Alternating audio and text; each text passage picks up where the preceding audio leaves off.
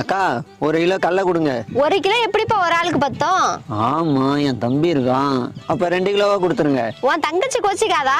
சரி 3 கிலோ கொடுங்க. உங்க அப்பா கஷ்டப்பட்டு உழைக்கிறாரு. 4 கிலோ கொடுங்க. வாய்க்கு ருசியா உங்க அம்மா சமைச்சு போடுறாங்கல்ல. 5 கிலோ கொடுங்க. ஏன்பா உன் குடும்பத்தை பத்தி மட்டும் யோசிக்கிற?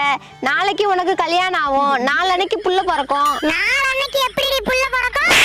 சரி 1 மூட்டை கொடுக்கா. உன்னை பத்தி மட்டும் யோசிக்காத.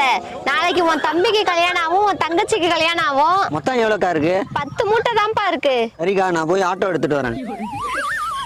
ஏண்டி அவனை ஏமாத்தி விக்கிற? இதெல்லாம் தொழில் ரகசியம்டி. இன்னைக்கு பாரு நிம்மதியா தூங்குவேன். அக்கா, இவனை எங்கேயோ பார்த்த மாதிரி இருக்கே. நான் தான்க்கா உங்ககிட்ட கடலை வாங்கிட்டு போனேன்ல. இப்ப கடலை மிட்டாய் பிசினஸ் ஆரம்பிச்சிட்டேன். மாசம் 1 லட்சம் ரூபாய் சம்பாதிக்கிறேன். எல்லாம் உங்க கை ராசி தான். 1 கிலோ கடலை வாங்க வந்தவன ஒரு தொழில் அதிபர் ஆக்கிட்டியடி. உனக்கெல்லாம் இனிமே தூக்க